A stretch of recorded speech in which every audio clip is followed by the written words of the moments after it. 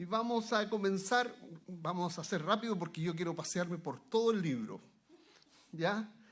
Dice la Escritura, en el tiempo, esta versión NBI, Nueva Versión Internacional, dice, en el tiempo en que los caudillos gobernaban el país, hubo allí una época de hambre. ¿En qué tiempo? En el tiempo que llaman los jueces. Cuando Moisés saca a Israel de Egipto, quien queda a cargo después de la muerte de Moisés, del pueblo, para entrar a Israel, a la tierra prometida, fue Josué. Luego de la muerte de Josué, hubieron aproximadamente 400 años en un periodo que gobernaban Israel personas elegidas que llamaban jueces, que básicamente eran gobernadores, que más que juzgar como jueces eran encargados de guiar al pueblo. Reciben el nombre de jueces, lo que hoy día sería un caudillo, ¿ya? Por ejemplo, en México, sin ser presidente, sin embargo, tú puedes identificar a algunas personas que lideraron a México en ciertos periodos. Lo mismo en mi país, lo mismo en Salvador, sin ser ni rey ni presidente, pero eran personas que de alguna manera decidían los futuros del país. Aquí pasaba eso. O sea, en ese periodo que después de la muerte de Josué aparecieron personas, individuos, durante 400 años en que le llamaban jueces. Bueno, en ese periodo de jueces sucede esta historia. ¿Y qué sucede? Entonces, dice el versículo 1, un hombre de Belén, de Judá, emigró de la tierra de Moab, junto con su esposa y sus 2 hijos. Ya tenemos 4 personajes, papá, mamá, 2 hijos. Y estos se van de un país a otro país. Se van de Israel a otro lugar que se llama Moab. ¿Y quiénes hacen eso? Deben ser mexicanos estos. O salvadoreños, o chilenos. Son migrantes. ¿Ya? Entonces, estas personas, Elimelec, que después aparece el nombre, el hombre se llamaba Elimelec. Lo interesante del nombre significa Dios es mi rey. ¿Ya? ¿Y tú sabes qué significa básicamente cuando dices que tú eres cristiano? Estás diciendo Cristo es mi rey. Interesante, ¿ya? Cuando tú dices que eres cristiano, estás estableciendo que Jesús es el Cristo, el Rey de Reyes, y que tú eres un siervo de ese Rey de Reyes. Jesús es mi Rey. ¿Tú eres cristiano? Jesús es mi Rey. Bueno, tu nombre sería Elimelec, algo así. Dios es mi Rey. Dios es mi Rey. Pero este hombre, se parece mucho a nosotros, no se portó muy bien. ¿Por qué digo eso? Porque de Israel se fue a un país que era considerado maldito, a Moab. ¿Ya? Entonces, como Elimelec, nosotros a veces no nos portamos muy bien y tomamos decisiones equivocadas. ¿Ya? Y nos olvidamos que somos cristianos y que nuestro nombre significa esencialmente Jesús es mi Rey. ¿Ya? Pero fíjense, el hombre se llama Elimelec, su esposa se llamaba Noemí, dulzura, placentera, grata, ese es el significado del nombre, y sus 2 hijos. Aquí no se sabe que si eso se refiere a los nombres de los hijos o eran sobrenombres. Yo pienso que son los nombres, Mahilón y Quilión. ¿Qué significa? Básicamente uno es enfermizo y otro debilucho. ¿Ya? Entonces se parecen a veces a nuestros hijos, enfermizo y debilucho. ¿Y cómo se llaman tus hijos? Enfermizo y debilucho. A veces uno se preocupa más de un hijo porque es enfermizo o debilucho y abandonas lo otro. Pero bueno, eso pasa en la familia. Uno no es que quiera más a uno, es que uno es más enfermizo o debilucho o es más tonto que los otros que uno tiene. Se preocupa del más tonto, parece uno. Pero bueno, eso aparte. Mahilón y Quilón, debilucho y enfermizo. Cuando llegaron y todos ellos efrateos de Belén, de Judá. ¿Qué están diciendo de Belén, de Judá? Que descendían de este caballero que se llamaba Judá, que era hijo de Jacob. Jacob tuvo 12 hijos, Judá fue uno de ellos, y Judá se involucró con su nuera, tuvo relaciones sexuales con su nuera. De ese nivel estamos hablando. Pero en su gracia y misericordia, Dios utiliza nuestros desastres para glorificarse. ¿Ya? Entonces, imagínense, estamos diciendo que estos hombres, se fueron a Moab. Pero ¿qué ocurre en el versículo 3? Murió Elimelec. Y esto es interesante porque efectivamente murió. Pero fíjense lo que está diciendo. ¿Murió quién? Dios es mi rey. ¿Quién murió? Dios es mi rey. Parece que está diciendo, ya no es mi rey. Murió el que era mi rey. Dios es mi rey, murió. Y me comporto como uno más, porque no asumo que Dios es mi rey. Pero sigamos, esposo de Noemí, y ella se quedó sola con sus 2 hijos. Hoy día la expresión para una mujer que se queda sola con sus 2 hijos, ¿cómo se llaman? No, esa es la versión elegante, viuda. Pero la versión latina, sarcástica y casi fea, no, también es elegante, madre soltera. Madre luchona. Sí, luchona.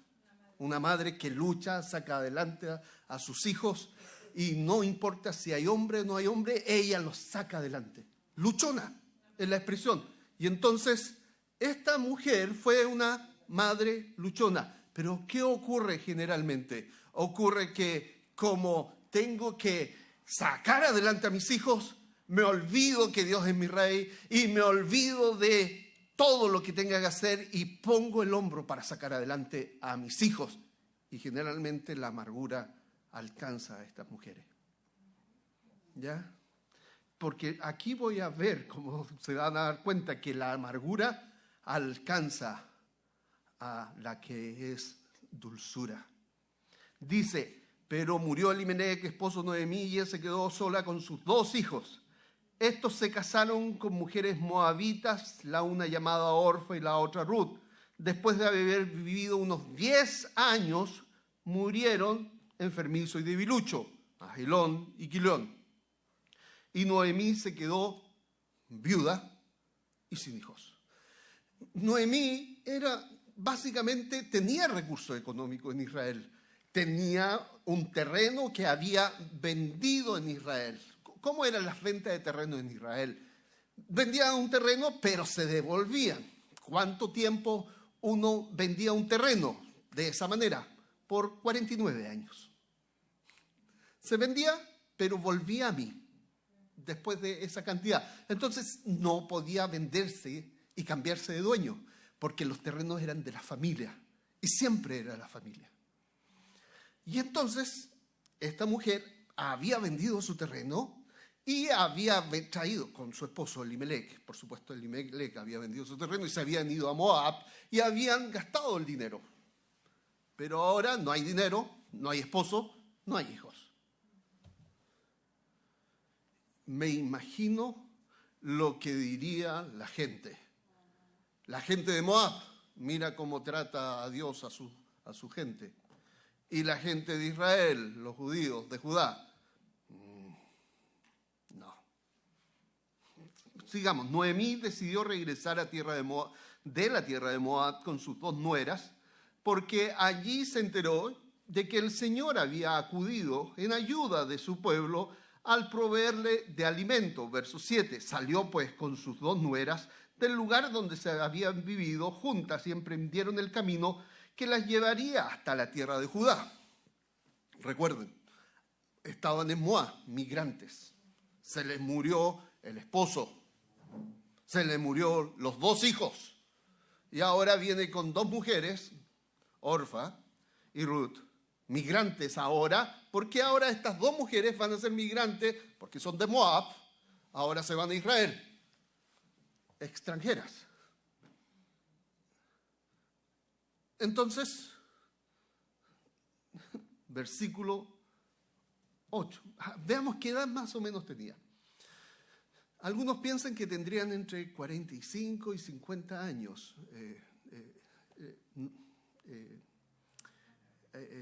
Se me fue.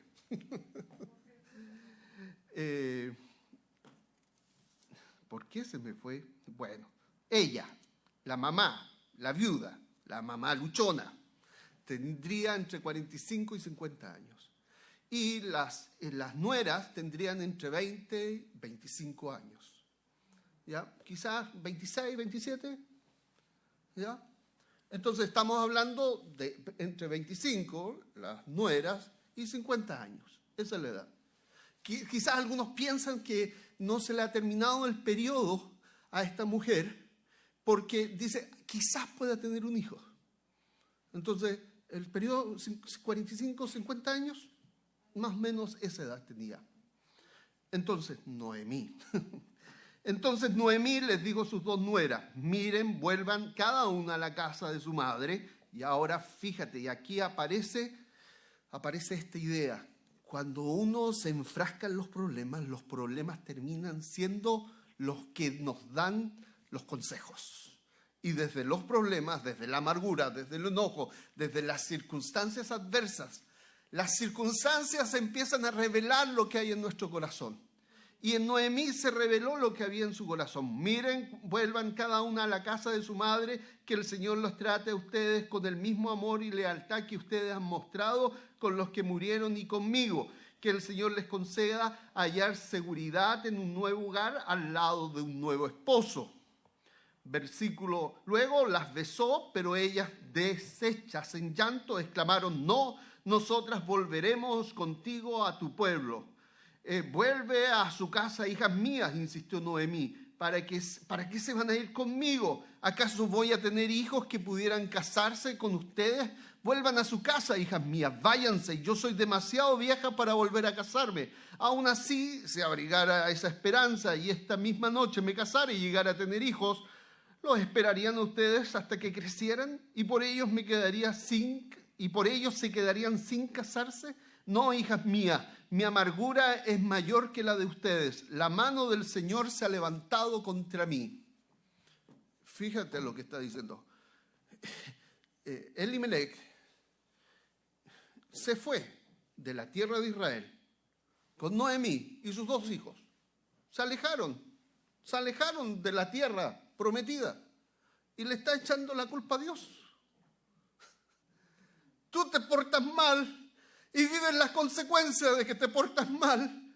Y después dices, es que Dios me trató así. ¿Me entiendes? Noemí está en esa lógica. Dios me trató mal, fue su mano en contra de mí. Espérate. ¿Tú te alejaste de Él? ¿Tú te alejaste de tu Dios? ¿Ya Dios no reina en tu vida? ¿Tú tomaste decisiones? Tú inclusive tomaste esposos de esta tierra, de Moab, para tus hijos. ¿Te das cuenta de tus decisiones? Y esperas que en tus malas decisiones Dios te respalde.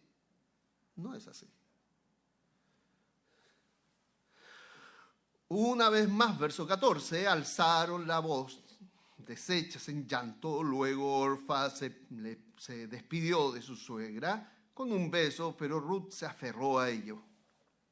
Y aquí dice, mira, dijo Noemí, tu cuñada se vuelve a su pueblo y a sus dioses.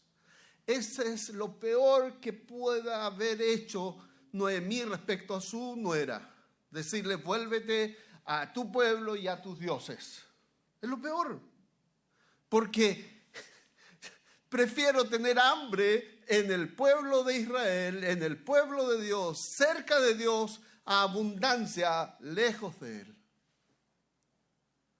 Y entonces, Noemí, en realidad, básicamente le dijo, regresa a tu pueblo y a tus dioses.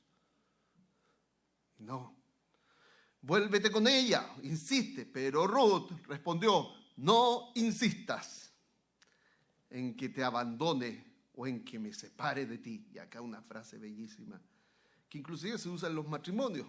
Porque iré a donde tú vayas y viviré donde tú vivas. Tu pueblo será mi pueblo, tu Dios será mi Dios. Moriré donde tú mueras y así seré sepultada. Que me castigue el Señor con toda severidad si me separara de ti algo que no sea la muerte. Extraordinaria. Una mujer que podría decir, el Espíritu habló a través de ella. Al ver Noemí que Ruth estaba tan decidida a acompañarla, no le insistió más.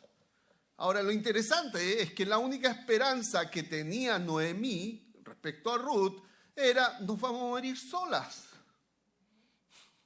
Y Ruth dijo, no importa, me moriré, pero a tu lado. Y lo único que nos separará será la muerte. Y no me interesa, porque tu Dios será mi Dios, tu pueblo será mi pueblo, y yo estaré contigo. Y más adelante, el último capítulo, habla sobre el amor de esta mujer, de Ruth hacia Noemí. Entonces, versículo 19, entonces las dos mujeres siguieron caminando hasta llegar a Belén. Apenas llegaron, hubo una gran conmoción en todo el pueblo a causa de ellas. En todo el pueblo, unos 10.000 personas, 5.000 personas. Imagínense, más que el barrio donde crecimos, o ¿cómo le llaman a los barrios? Las villas, las colonias, donde hayamos crecido. Un grupo de colonias supieron todos que habían llegado. ¿Por qué? ¿Por qué habían sabido? Porque era muy conocida Noemí. Era muy conocido Elimelec. Todos sabían de ella. ¿No es esta Noemí?, se preguntaban las mujeres del pueblo. Ya no me llames Noemí, dulzura, plácida, agradable. Eso significa, repuso ella, llámenme Mara, amargura, amarga, bitter. Porque el Todopoderoso ha colmado mi vida de amargura. Otra vez, la amargura que hay en el corazón brota. ¿Por qué brota? Pero miren lo que me está pasando, todo lo que me sucedió. Pero las circunstancias solo hacen sacar lo que hay en el corazón. Tú puedes pelear con tu esposa y decir, es que me tiene desesperada esta mujer. Y yo te digo, espérate. Eso es lo que hay en tu corazón. No son las circunstancias las que ponen cosas en tu corazón. Las circunstancias hacen mostrar lo que hay en tu corazón. Es que si supieras este hombre, yo quiero conversar con él y nunca. Espérate. Tu enojo es lo que hay en tu corazón. Tu demanda constante es que seas tratada como un ídolo. Que me digan que me ame, que soy especial, que realmente soy lo mejor que le ha pasado. Y estás tratando de establecer una relación de idolatría en tu relación de pareja. Cuando en realidad lo que debe primar no es tu gloria, sino es la gloria de Dios en tu relación.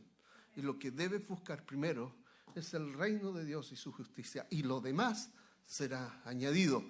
Pero, insisto, las circunstancias lo único que hacen es permitir ver lo que hay en tu corazón. Es como Pedro caminando sobre las aguas. Cuando Pedro empieza a ver las olas, se empieza a hundir. ¿Por qué? Porque las circunstancias revelaron lo que había dentro, dudas. Pero cuando fijó sus ojos en Cristo, pudo caminar en las mismas aguas, con el mismo viento, con la misma tormenta, porque sus ojos estaban fijos en Cristo.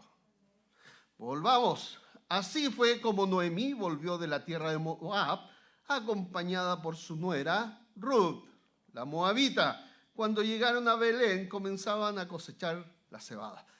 Fíjense, ahora Ruth es migrante. Noemí tenía por parte de su esposo un pariente que se llamaba Booz. Era un hombre rico e influyente de la familia de Elimelec. Y sucedió que Ruth, la moabita, le dijo a Noemí: permíteme ir al campo a recoger las espigas, que vaya dejando a alguien a quien yo le caiga bien. Anda, hija mía, le respondió su suegra. Fíjense, yo me imagino, voy a decir esto. Si yo soy extranjero y me junto con un americano, no tengo idea cómo, el americano no tiene idea cómo sobreviven los extranjeros acá. No tiene idea del ITIN, no tiene idea de los abogados de migraciones, no tiene idea, de las licencias de conducir que no tienen acceso los migrantes que no vienen de forma, comillas, legal.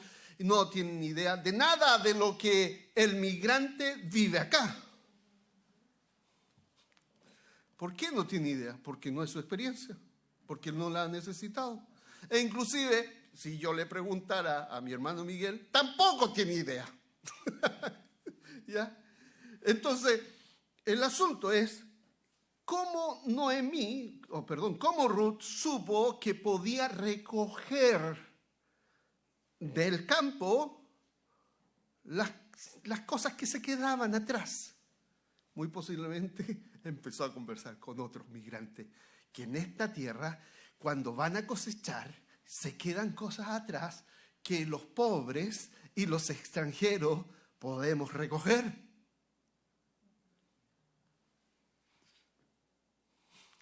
Y entonces, por ejemplo, mi querida hermana Stephanie me dijo: ¿sabes qué? Tú puedes trabajar sin necesidad de... Porque hay ciertas instituciones que ayudan y colaboran a pagar los colleges, las universidades y los seminarios incluidos. Y entonces, pero eso alguien de acá no lo sabe. Pero Stephanie sí lo sabe. ¿Ya? Pero tienes otra posibilidad. Pero es que, ¿cómo hago el asunto de los impuestos? No, lo que pasa es que a los americanos, al gobierno no le interesa tanto tu situación legal mientras pagues impuestos. Y entonces tienes la posibilidad de sacar ITIN. Entonces, hermanos, fíjense, es importante que conversemos entre los migrantes cómo adaptarse y crecer en este país, para ser de bendición a este país. Y esta situación es solo momentánea, no es para toda la vida. Porque Dios es Dios que obra. Entonces, continuamos. Fíjense, ¿por qué digo esto? Porque no nace de Noemí el ir a recoger lo que quedaba atrás. No nace de Noemí. No le dice: ¿sabes qué? Hay una ley en Israel que los pobres y los extranjeros pueden recoger de la tierra, así que anda tú. No. La que dice, ¿puedo ir a recoger? ¿En quién dice eso? Ruth, la migrante. Entonces, permítame ir al campo a recoger las espigas que vayan dejando a alguien a quien yo le caiga bien. Anda, hija mía, le respondió la suegra. Y dentro de esas gesualidades, justo va a un terreno de un pariente de Elimelech. O sea, una especie de primo de su suegro. Justo. Y queridos hermanos, justo, si tú empiezas a ver tu vida para atrás, justo empezaron a pasar cosas que tú no te das cuenta, pero que Dios está gobernando aún en esas decisiones. Pero tú no te das cuenta hasta que miras para atrás y dices: oh, justo. Yo le llamo gesualidades por Jesús en vez de casualidades. Coincidencias. Algunos dicen diosidencias. Pero Dios está actuando. ¿Ya? Entonces, justo Elimelech. Pero nos saltamos al capítulo 3 y nos vamos, y todo el capítulo 2 habla de lo buena persona que fue este hombre, Boaz, con Ruth. Excelente persona. Ahora, algo aquí que debo decir antes. Uno de los grandes predicadores de los siglos pasados decía que tuvo un momento predicando, y un hombre estaba hablando de la importancia de dejar en el campo, no recoger todo y dejar algunas cosas atrás para los pobres y los extranjeros, y eso debiera ser una práctica en nuestras iglesias.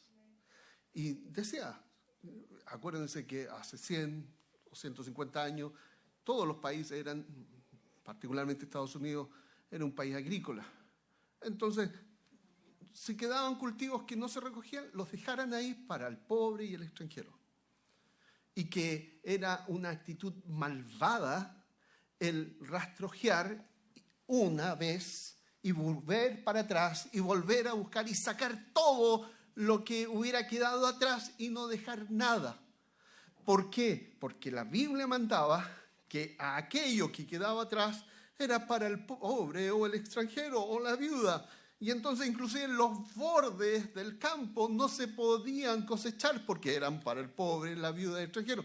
Y entonces este predicador estaba diciendo eso, de que es una actitud malvada el pasar 2 o 3 veces y es un corazón duro, no arrepentido, que no vela. Porque la forma en que Dios provee al pobre no es entregándole el saco de trigo, sino haciendo que el pobre vaya a buscar el trigo en la cosecha que quedó atrás. Fíjense, pero ¿qué hacemos como nación? No solamente esta nación, sino mi país igual, y México igual. ¿Necesitas ayuda? Aquí está el saco de trigo. ¿Y qué hacemos? Recibimos el trigo, lo llevamos para la casa y lamentablemente nos mal acostumbramos. Argentina, por ejemplo, tiene las pobrezas más histórica, acercándose a ser Venezuela. Venezuela, por ejemplo, siendo el país más rico de Latinoamérica, es pobrísimo y estamos llenos de venezolanos en toda Latinoamérica y en América también. Y Argentina lo mismo. ¿Por qué? Y Argentina particularmente ahora está en elecciones.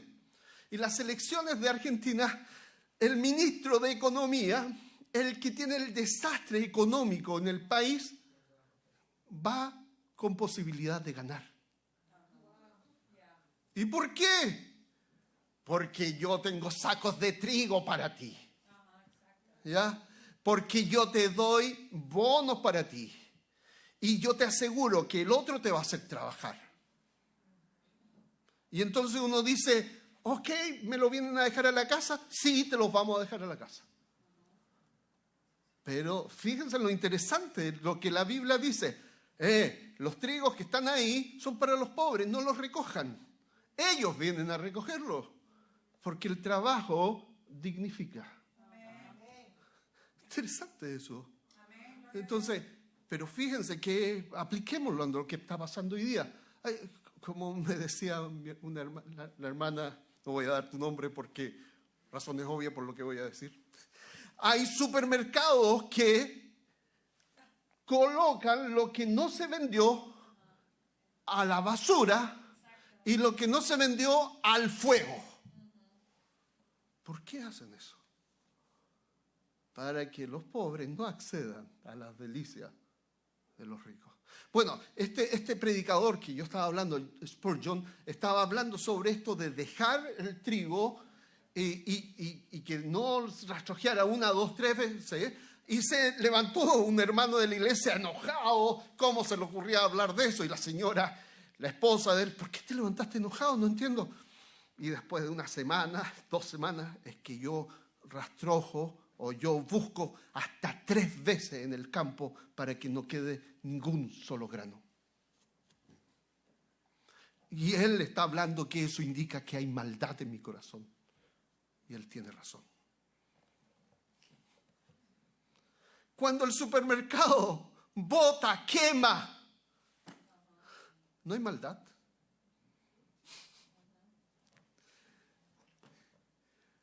Pero también es maldad cuando le doy el trigo a la persona y no permito que ella la recoja. Porque eso crea dependencia del hombre. Interesante, ¿cierto? Bueno, eso, el capítulo 2 vemos a este Booz que ve a esta mujer y que sabe que está cuidando a Noemí y que todo lo que recoja no es para ella solamente, sino para Noemí. Porque Noemí está en condición de pobreza. Es una viuda, no tiene hijos. Los hijos que tenía se murieron. Capítulo 3. Un día, y aquí empieza a pensar Noemí. Ahora se le fue la amargura. Ahora ya se le despejó su mente. Ahora ya no piensa como ¿por qué a mí me ha tratado tan mal la vida? Si supieran lo que yo he pasado, si supieran todo lo que he vivido. Ya no. Ahora empieza a pensar en el futuro. La tristeza, la amargura, la agonía y todo lo que ha sucedido queda atrás y mira hacia adelante. Porque cuando nos concentramos en que mi mamá murió, mi papá murió, me violaron, me abusaron, me torturaron, todo lo que mis padres hicieron contra mí, todo eso, el cerebro produce tal situación que no me permite ver hacia el futuro y quedo amarrado en el pasado. Bueno, Noemí parece que ya dejó eso y está viendo el futuro. ¿Qué dice? Un día a su suegra Noemí le dijo: hija mía, ¿no debiera yo buscarte un hogar seguro donde no te falte nada? Y ahora empieza a pensar en el otro. Empieza a pensar en el otro. Porque cuando está la amargura, uno se hunde en sí mismo y no piensa en el otro. Empieza a decir, ay, todo lo que me pasa. Y se encierra. Pero cuando uno levanta la vista y ve, ¿no debo pensar en ella? Sí, debo pensar en ti. Pues bien, esta dice, además, ¿acaso vos, con cuyas criadas has estado, no es nuestro pariente? ¿Y qué significa esto? Que sea nuestro pariente. En la Biblia hay una ley que decía, en el Antiguo Testamento, que si alguien quedaba en una situación de viudez y era joven, un pariente cercano, el más cercano, un hermano, o el que venga, un primo, u otro primo, o otro primo, o un tío, debía casarse con esa mujer que ha quedado viuda para que tuviera un hijo y no olvidaran la memoria del que ha muerto y que ese hijo heredara el terreno de la familia, de tal manera que continuaran los terrenos dentro de la familia y no se perdieran. Porque si está el terreno y no hay hijos, ¿quién los hereda? Se olvidan y pasan a los primos, primas, pero no hay un hijo. Bueno, hay dos figuras de dos expresiones o dos caras, o si fuera una sola moneda, tengo una cara y un sello. Tengo un redentor, esa es la expresión, un goel en hebreo. El redentor tenía que sacar adelante a esta familiar que ha caído en desgracia. Y en este caso la mujer que ha caído en desgracia era Noemí y Ruth. Y tenía que alguien hacerse cargo de Ruth y tener un hijo con Ruth y que ese hijo heredara los bienes de la familia. Y esa era una acción redentora. Pero también redentor es cuando, por ejemplo, Abraham con Lot fue llevado preso en algún momento de su vida y entonces Abraham toma sus hombres, sus espadas y va a luchar para rescatar a Lot. Entonces hay dos acciones redentoras, una de pelea, de guerra, en el caso de Abraham, y otra de amor y de cuidado, en el caso de vos. En Cristo tenemos las dos acciones redentoras. Amén. ¿Quién es nuestro enemigo? El enemigo es Satanás, el pecado y la muerte. Cristo vino a vencer a aquellos enemigos. Amén. Pero también nos amó y dijo, usted es mío. Yo me hago cargo. Yo soy tu Señor. Yo soy tu Salvador. Amén. Yo doy mi vida por ti. Los dos momentos. ¿Ya? Ahora, fíjense, eso básicamente en el capítulo 3. El capítulo 4 básicamente dice, Booz por su parte subió, porque le dice, oye, tú me puedes redimir, tú me puedes tomar como tu mujer, podemos tener relaciones sexuales, y el momento de tener relaciones sexuales, tú estás asumiendo que yo soy tu mujer y tú eres mi marido. Esa es la acción, ¿ya? Eso está pasando ahí. Eso iba a pasar ahí. Y Booz, aunque estaba medio pasado de copas, dijo, no, un momento. No puedo todavía.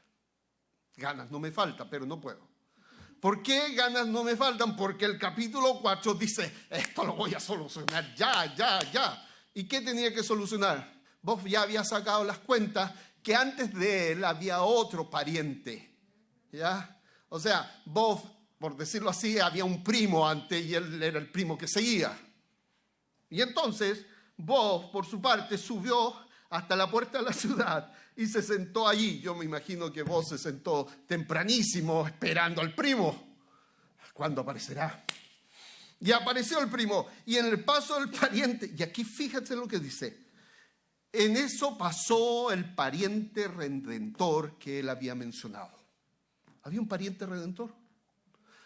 Y aquí fíjate, ¿tú has sido redimido por Cristo? Ok, Cristo es nuestro pariente redentor. Pero ¿sabes tú qué? Cada hijo de Dios es un pariente redentor. Si tú estás en dificultades, cada hermano en Cristo es un pariente redentor. Cuando Pablo nos habla de que nos apoyemos unos a otros, nos consolemos unos a otros, que nos estimemos como superiores a los otros, unos a otros, siempre. Cuando dice nos amemos unos a otros, cuando en más de 40 oportunidades en el Nuevo Testamento se utiliza la expresión unos a otros, estás diciendo tú eres un pariente redentor de tu hermano. Y no importa si eres americano, mexicano, venezolano, ecuatoriano, salvadoreño o chileno. Tú eres un pariente redentor de todo aquel que es hijo de Dios. Porque en este reino, en este mundo de parientes redentores, no existe la nacionalidad de la tierra. Porque somos, como dije hace un tiempo atrás, uno en Cristo. Entonces, hermanos, somos parientes redentores. Pero este hombre de acá, acuérdense cuál es el propósito de ser pariente redentor. Para que no se olvide el nombre de aquel que ha fallecido. Si se dan cuenta, acá no aparece el nombre de este pariente redentor. El objetivo del pariente redentor es para que no se olvide el nombre. Y como este no cumplió con su responsabilidad de ser pariente redentor, no aparece el nombre. El no ser pariente redentor, el no actuar como pariente redentor, debiendo actuar como pariente redentor, es un gran pecado contra el Señor. Fíjense, y acá viene la conversación de Booz. Ven acá, amigo mío, y siéntate, le dijo Booz. En otra versión dice fulano de tal, inclusive. ¿Por qué dice eso? Porque una y otra vez no aparece el nombre. Enfatiza en que el nombre se olvidó. El hombre fue y se sentó. Entonces Booz llamó a 10 de los ancianos de la ciudad y les dijo, siéntense aquí. Y ellos se sentaron. Booz le dijo al pariente redentor, Noemí, que ha regresado de la tierra de Moab, está vendiendo el terreno que perteneció a nuestro hermano Elimelech. Consideré que debía informarte el asunto y sugerirte que lo compres en presencia de estos testigos y de los ancianos de mi pueblo. Si vas a redimir el terreno, hazlo pronto. Si no vas a redimirlo, házmelo saber para que yo lo sepa, porque ningún otro tiene el derecho de redimirlo, sino tú, y después de ti, yo tengo ese derecho. La verdad es que a vos no le interesaba el terreno. No le interesaba. Pero a este pariente redentor sí le interesaba el terreno. Nómbrame cosas costosas que tienes en tu vida. Cosas que te cuestan dinero. Si eres dueño de casa, tienes tu casa. con los precios que están hoy día, 300, 400, 500 mil dólares, tu casa o tu automóvil.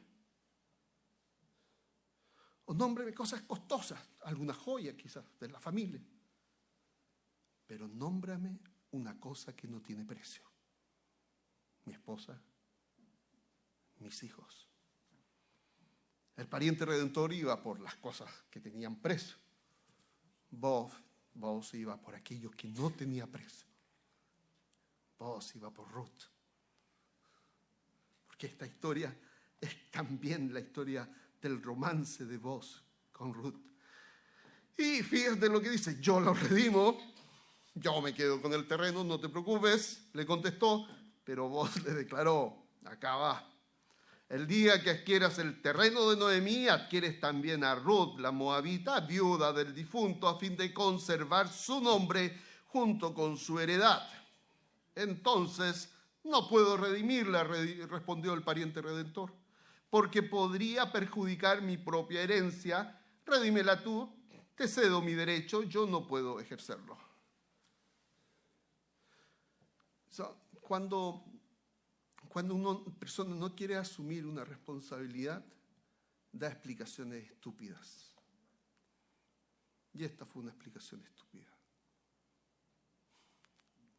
¿Ya? Cualquier razón, no importa. No importa. Y esta es una razón estúpida. ¿Por qué? Porque a él le interesaba el terreno, pero no le interesaba asumir, tomar por mujer a Ruth, la moabita. ¿Ya? En aquellos tiempos, para ratificar la redención o el traspaso de una propiedad de Israel, una de las partes contratantes se quitaba la sandalia y se la daba a la otra. Así se acostumbraba a legalizar los contratos en Israel.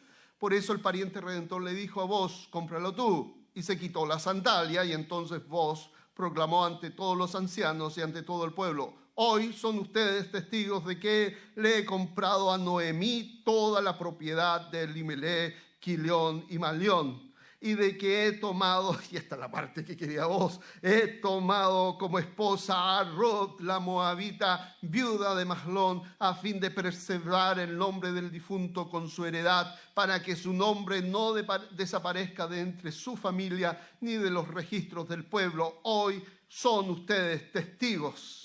Los ancianos y todos los que estaban en la puerta respondieron: somos testigos. Que el Señor haga que la mujer que va a formar parte de tu hogar sea como Raquel y Lea, quienes juntas edificaron el pueblo de Israel. Que sean un hombre ilustre, que seas un hombre ilustre en Efrata, y que adquieras renombre en Belén. Que por medio de esta joven el Señor te conceda una descendencia tal que tu familia sea como las de Fares, el hijo de Tamar le dio a Judá. A todo esto, Fares, otra traducción de Fares es Pérez, tan común entre los latinoamericanos, Pérez. Fíjense, hermanos, fíjense, no hay mención de ninguna manera de que le era prohibido a esta mujer formar parte del pueblo, a esta Ruth de la Moabita. Solamente ven la acción de Dios. Hermanos, una y otra vez, esta mujer no debía formar parte del pueblo. La ley lo decía. Era, voy a decirlo, una ilegal.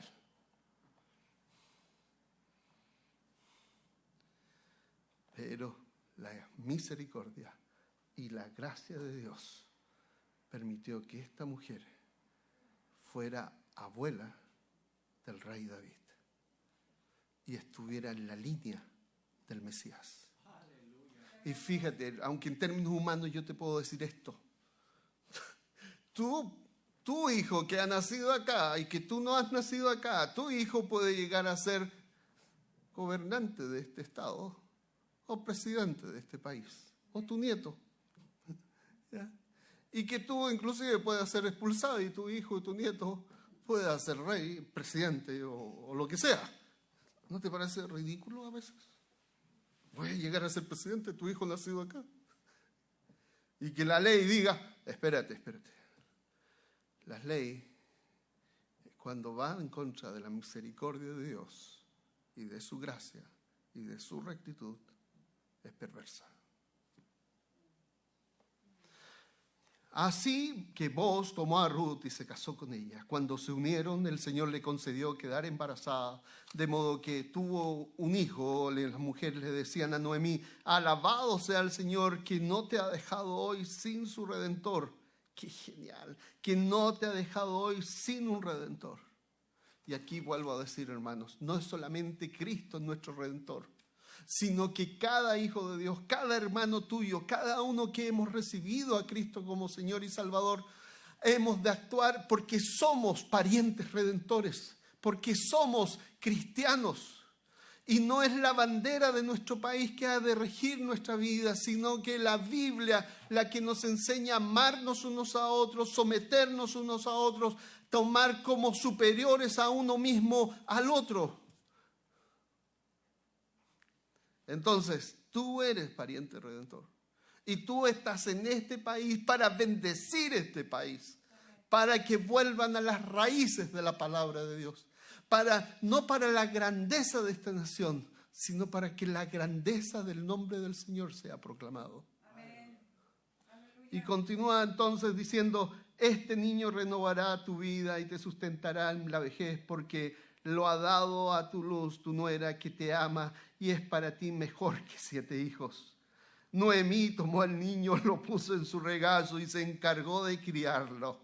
Las vecinas decían: Noemí ha tenido un hijo, y lo llamaron Obed. Este fue el padre de Isaí, padre de David. Fíjense, hermanos, cuando no vemos que Jehová es rey, como significa el Elimelech, cuando no vemos que Dios obra a pesar de las circunstancias, y cuando no vemos que Dios transforma el desastre, ya sea de nuestras decisiones o las decisiones de nuestros hijos, nos amargamos.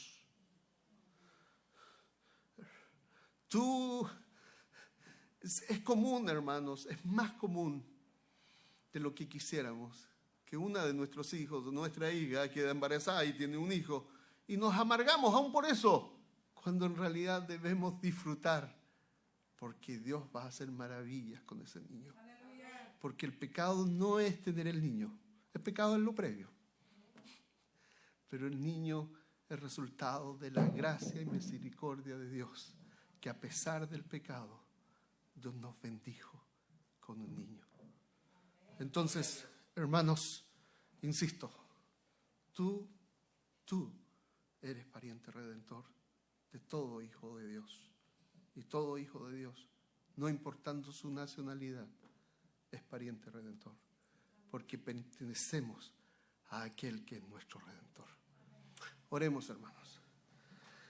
Señor, gracias te damos por tu palabra, gracias por tu presencia, por tu Espíritu Santo, gracias por tu perdón, gracias porque eres maravilloso, gracias porque no te importó que nosotros hubiéramos pecado y enviaste tu Hijo Jesús a morir por nuestros pecados y a resucitar. Y por su propia sangre entró ante el lugar santísimo y se sentó a la diestra de la majestad de las alturas. Y por su sangre nosotros tenemos acceso y podemos decir, somos tus hijos. Gracias por el perdón que encontramos en Cristo. Gracias porque has limpiado, lavado de todos nuestros pecados. Nuestro ser está limpio, todo nuestro ser, alma, espíritu y cuerpo. Gracias, Señor, por esa limpieza desde la cabeza hasta los pies. Gracias que inclusive podemos llegar a sentirlo físicamente, eso de nuestra limpieza, por la sangre de Jesús. Gracias porque tú enviaste a aquel que es nuestro Redentor. En el nombre del Señor Jesús.